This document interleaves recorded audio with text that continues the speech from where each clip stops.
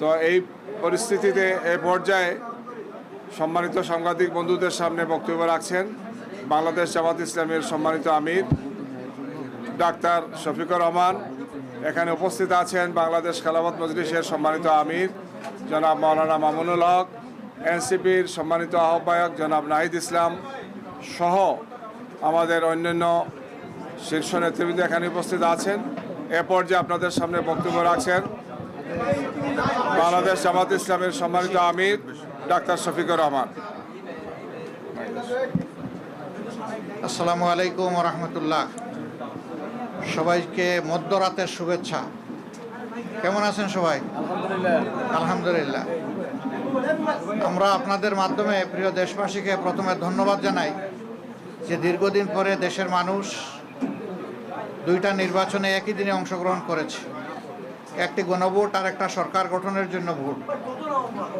তা আমরা যতদূর জানতে পেরেছি, সংস্কারের জন্য যে গণভোট ছিল সেই গণভোটের পক্ষে হা ভোট বেশি পড়েছে।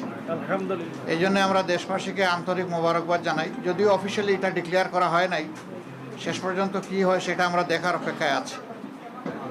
আর সরকার গঠনের জন্য যে নির্বাচন হয়েছে সেখানে মূল প্রতিদ্বন্দ্বিতা ছিল মূলত দুইটা জোটের মাঝেই বলতে হবে। আমরা অংশগ্রহণ করেছি। নির্বাচনের প্রক্রিয়া যখন শুরু হয়েছে তখন থেকে শুরু করে আমরা আমাদের কার্যক্রম চালিয়েছি। আমাদের যারা প্রতিদ্বন্দ্বী ছিলেন তারা তাদের কার্যক্রম চালিয়েছে। স্বাভাবিক একটা নির্বাচন যখন হবে সবাই জিতবে না, কেউ জিতবে কেউ হারবে, এটাই গণতন্ত্রের সৌন্দর্য। আমাদের দেশে কিছু সংস্কৃতি আছে, আমরা এই সংস্কৃতিকে পাল্টানোর পক্ষে। তবে আমাদের কিছু অবজারভেশন আছে, সেই অবজারভেশনগুলো আমরা জাতির সামনে তুলে ধরার পক্ষে, যাতে ভবিষ্যতে একই অন্যায়ের বা সীমালঙ্ঘনের পুনরাবৃত্তি না ঘটে। বেশ কিছু ঘটনা ঘটেছে, আমরা এগুলা কম্পাইল করছি।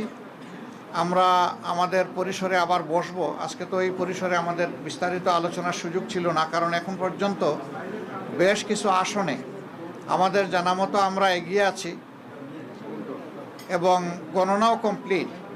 কিন্তু স্থানীয়ভাবে যারা রিটার্নিং অফিসার আছেন তারা ঘোষণা দিচ্ছেন না, ঝুলিয়ে রেখেছেন।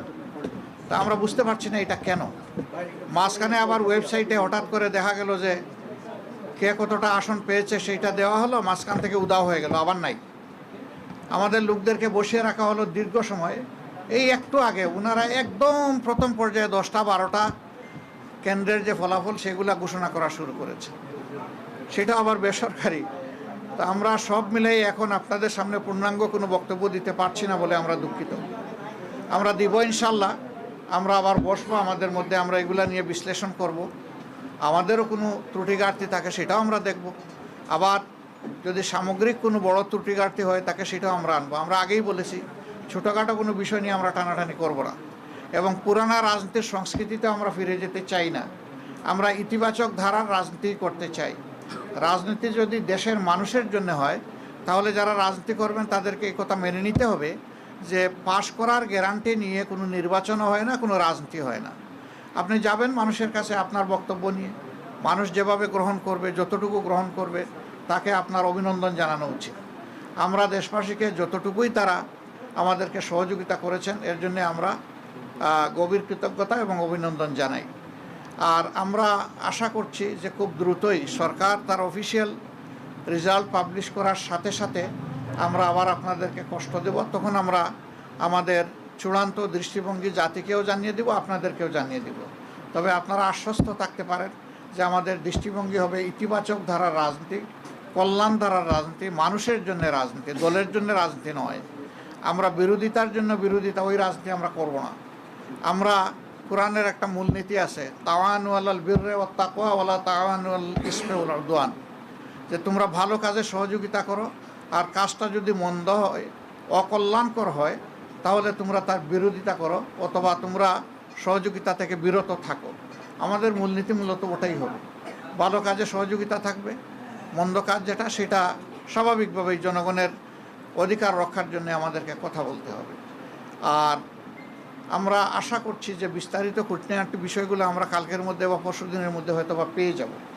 এ সময়ের ভিতরে সরকারও আশ্বস্ত, নির্বাচন কমিশন আশ্বস্ত করেছে যে তারা 13 তারিখের ভিতরে রেজাল্ট দিবেন, আমরা সেটা দেখার অপেক্ষায় আছি তারা দেন কিনা।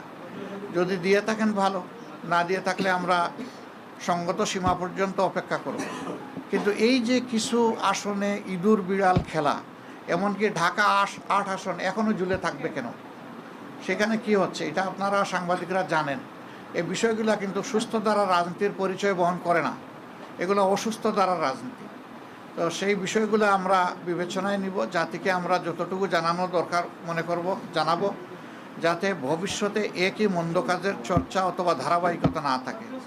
আপনাদেরকে ধন্যবাদ সবাইকে, কষ্ট করে আপনারা এসেছেন। আমরা একসাথেই কাজ করব, আপনাদের সাথে আমরা আছি, আমাদের সাথে আপনারা থাকবেন, দেশবাসীর সাথে আমরা সবাই থাকবো। সবাইকে ধন্যবাদ। আসসালামু আলাইকুম। এখন পর্যন্ত আপনারা কতটি আসনের খবর পেয়েছেন যে আপনারা জয়ী হয়েছেন? আমরা খুব নিতে চাচ্ছি না, এই কারণে রাত তো অনেক হয়ে গেছে, আর এখন তো ফাইনাল কিছু বলতেও পারবো না। যেমন এক ভাই প্রশ্ন করেছেন যে কতটা আসনে আমরা এখন পর্যন্ত বিজয়ী হয়েছি, এটার তো কোনো সঠিক উত্তর নাই আমাদের কাছে, কারণ বেশ কিছু আসন ঝুলিয়ে রাখা হয়েছে। আমরা নিশ্চিত আমাদের বুথ ফেরত যে সিট এসেছে আমাদের কাছে, সাইন করা সিট, সেখানে আমরা দেখতেছি যে আমরা এগিয়ে আছি। কিন্তু এইটা নিয়েও ওখানে লোকালি বিভিন্ন তালবাহনা করা হচ্ছে, বলা হচ্ছে যে পোস্টাল ব্যালট মিলেই একটু দেখতে হবে, আর একটু এই আছে ওই আছে, এই ওইটা কি, এটা আমরা বুঝতে পারছি না সব জায়গায়। ওইর বাইরে এসে আমাদেরকে একটা ক্লিয়ার মেসেজ দিলেই আমরা তখন বলতে পারবো যে আমাদের অবস্থানটা কি। আপনারা কি কোনো কারচুপির আশঙ্কা করছেন বা সন্দেহ করছেন কিনা? ইঞ্জিনিয়ারিং অনেক কিছু তো হয়েছে, অনেক কিছু হয়েছে, কিন্তু এখনই আমরা এই ব্যাপারে কোনো কিছু বলতে চাচ্ছি না। আমরা বলেছি যে সব কিছু ফাইনাল যখন আমাদের হাতে এসে যাবে, আমরা বসে সব দিকের তথ্য নিয়ে, সব দল যারা আমরা 11 দল আছি তাদের নেতৃবৃন্দ আমরা বসবো, বসে সব তথ্য কম্পাইল করে আপনাদের সামনে আমরা আসবো। আপনি ইতিবাচক ভাবে নেওয়ার কথা বলেছেন, যদি নির্বাচন কমিশন যে ফল ঘোষণা করবে আপনারা সেটা মেনে নেবেন কিনা?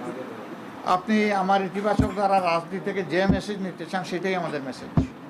ভাই, আপনি বলছিলেন যে অনেক জায়গায় যে গণনা করা হচ্ছে, হুট করে আপডেট আসা বন্ধ হয়ে হ্যাঁ, গেছে। বন্ধ হয়ে গেছে। এইটা আসলে আপনি কি কাউকে দায়ী আমরা তো করবেন? এটা অবশ্যই কেউ না কেউ এটার জন্য দায়ী হবে, এই জন্য আমাদের এইগুলো আরও জানতে হবে, চেক করতে হবে। তখনই আপনাদের সামনে কনফার্ম না হয়ে একটা কথা আমি বাতাসে ছেড়ে দিলাম, পরে দায়িত্ব আমার উপরে আসবে, আমরা ওটা চাচ্ছি না। আচ্ছা, পেজে যে ফলাফলটা আসতেছে এইটা আসলে কতটুকু?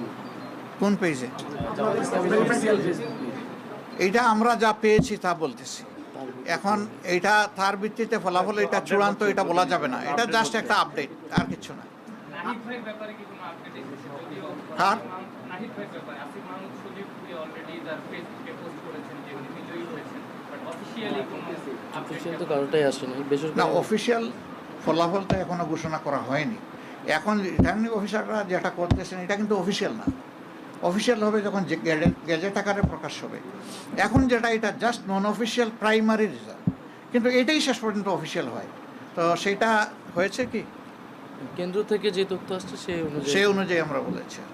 কিন্তু আপনারা পরবর্তীতে যে আসলে মতামত দিবেন সেই সময়ে যদি অনেকগুলো আপনাদের সাথে অসঙ্গতি থাকে তখন কি বলে আদৌ কি কোনো লাভ হবে কিনা, মানে আপনারা এক ধরনের লাভ লসের ব্যাপার না, আমরা তো সত্যটা তুলে ধরবো, এবং তখন ওনাদের ফল ঘোষণাই কিন্তু চূড়ান্ত হবে না, তখন আমাদেরকে অন্য দায়িত্ব আমাদের উপর পড়ে যাবে, ওইটা আমাদেরকে করতে হবে। তো আমরা চাই না এটা, আমরা চাই জনগণের রায়ে যেটাই হোক এটা যেন সঠিকভাবে আমাদের সামনে আসে। আমি যখন ওইটাই বলছি যে আপনারা তো ধরেন বলতেছেন যে সব কিছুর পরে আপনারা জানাবেন, কিন্তু এখন যেই সব কেন্দ্রগুলোতে আপনারা আপনাদের তথ্য অনুযায়ী আগানো আছেন, কিন্তু সেইগুলো নানা কারণে ফল ঘোষণা করতে বিলম্ব হচ্ছে, সেই ব্যাপারে আপনারা কার্যকর কি পদক্ষেপ নিচ্ছেন?